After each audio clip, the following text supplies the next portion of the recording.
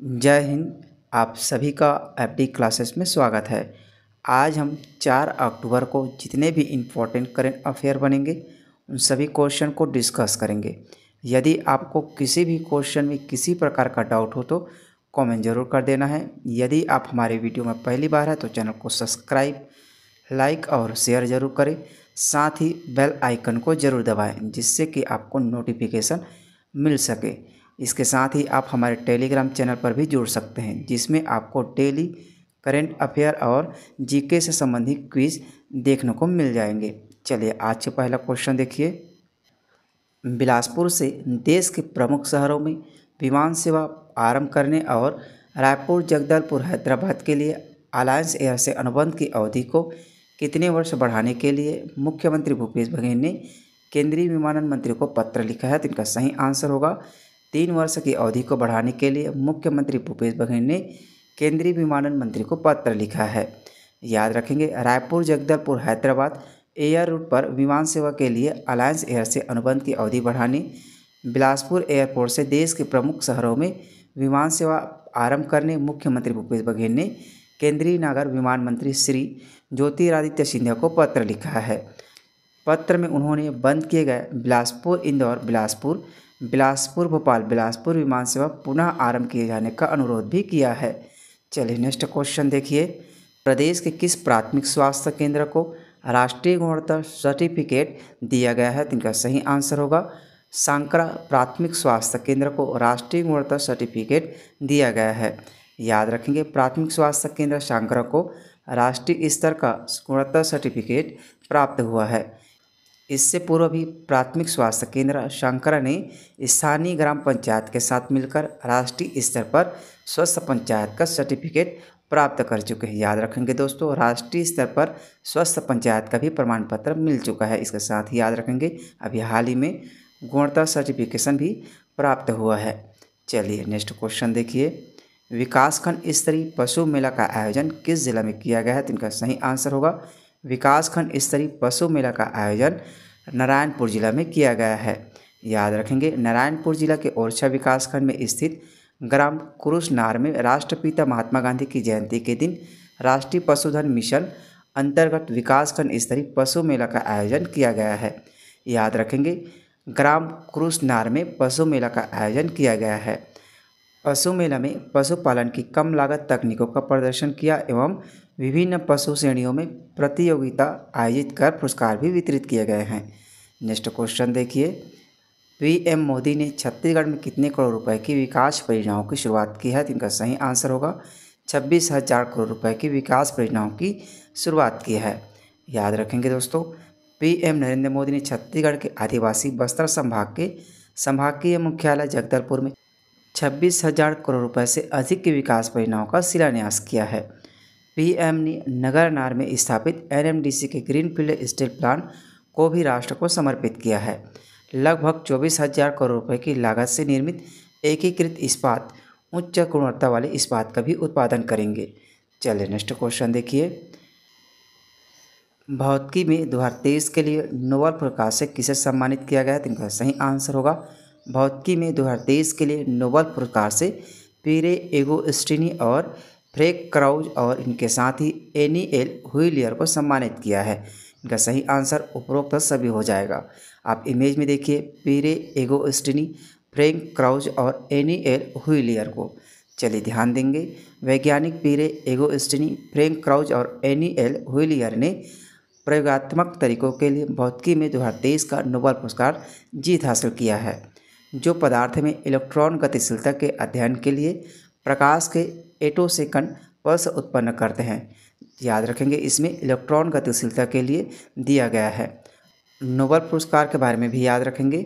Nobel पुरस्कारों की स्थापना स्वीडिश आविष्कारक, इंजीनियर और उद्योगपति अल्फ्रेड नोबेल की इच्छा से की गई है। इन्हें प्रतिवर्ष 6 श्रेणियों में सम्मानित किया जाता है।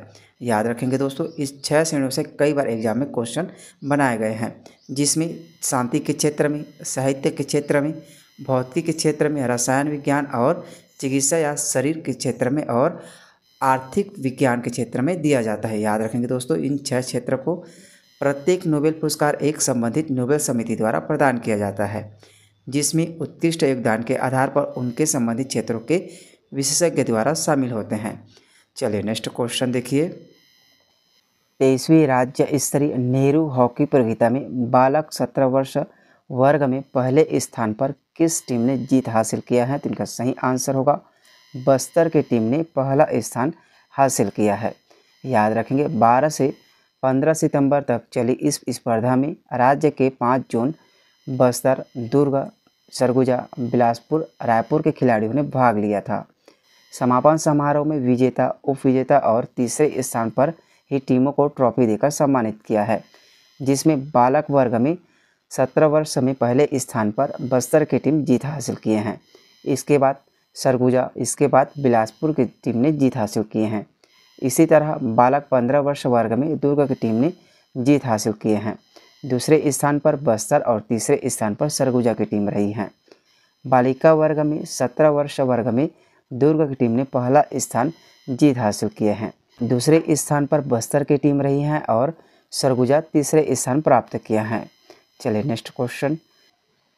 किस राज्य सरकार ने ओबीसी के लिए 27% स्थानीय निकाय सीटें आरक्षित करने वाला विधेयक पारित किया है? तो इनका सही आंसर होगा गुजरात सरकार ने ओबीसी के लिए 27% स्थानीय निकाय सीटें आरक्षित करने वाला विधेयक पारित किया है। याद रखेंगे गुजरात विधानसभा ने एक विधेयक पारित किया है जो अन्य पिछड़ा वर्ग ओबीसी के लिए पंचायतों, नगर पालिकाओं और नागरिक निगमों जैसे स्थानीय निकायों में 27% सीटें आरक्षित निर्धारित किया है। गुजरात स्थानीय प्राधिकरण कानून विधेयक 2023 पारित किया गया। 29 अगस्त को गुजरात सरकार ने जौहरी आयोग द्वारा प्रस्तुत एक रिपोर्ट के आधार पर स्थानीय निकायों में 27% सीटें निर्धारित करता है। चलिए नेक्स्ट क्वेश्चन देखिए। ज़मीनी स्तर पर क्रिप्टो अपनाने में भारत 154 देशों में कितने स्थान पर है? तो इनका सही आंसर होगा ज़मीनी स्तर पर क्रिप्टो अपनाने में भारत 154 देशों में पहला स्थान पर है। याद रखेंगे दोस्तों 154 देशों में भारत पहला स्थान पर है, इसलिए यह क्वेश्चन बहुत ही इंपॉर्टेंट है, याद रखेंगे। चेनालिसिस के 2023 ग्लोबल क्रिप्टो एडॉप्शन इंडेक्स के अनुसार भारत ने ज़मीनी स्तर पर क्रिप्टो अपनाने में 154 देशों में शीर्ष स्थान हासिल किया है।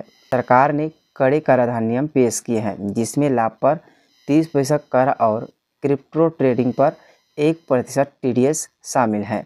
सूचकांक में नाइजीरिया दूसरे स्थान पर है, इसके बाद वियतनाम तीसरे स्थान पर है। याद रखेंगे पहले स्थान पर भारत है और दूसरे स्थान पर नाइजीरिया, तीसरे स्थान पर वियतनाम का स्थान है। चलिए नेक्स्ट क्वेश्चन देखिए।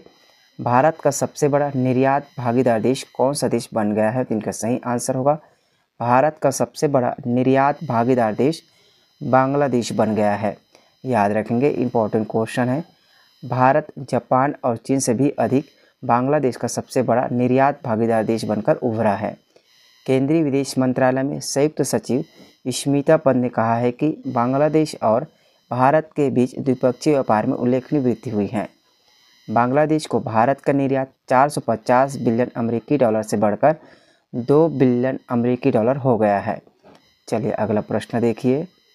पिछले वीडियो में हमने आपसे क्वेश्चन पूछा था कि the Times Higher Education World University ranking में गुरु घासीदास सेंट्रल यूनिवर्सिटी बिलासपुर ने देश भर में कौन सा स्थान प्राप्त किया है? तो इनका सही आंसर होगा 48वां स्थान प्राप्त किया है। याद रखेंगे दोस्तों छत्तीसगढ़ का एकमात्र यूनिवर्सिटी जिसने देश भर में 48वां स्थान प्राप्त किया है। चलिए अब आपके लिए आज का question, Major Dhyan Chand cup all India women hockey tournament 2023 में किस राज्य की टीम ने फाइनल मैच में जीत हासिल किया है? तो इनका सही आंसर आप कमेंट बॉक्स में ज़रूर दीजिएगा। इनके साथ ही आपको बताना है कि Major Dhyan Chand cup all India women hockey tournament 2023 का आयोजन कहाँ किया गया है। चलिए मिलते हैं अगले वीडियो में। जय हिंद, जय छत्तीसगढ़।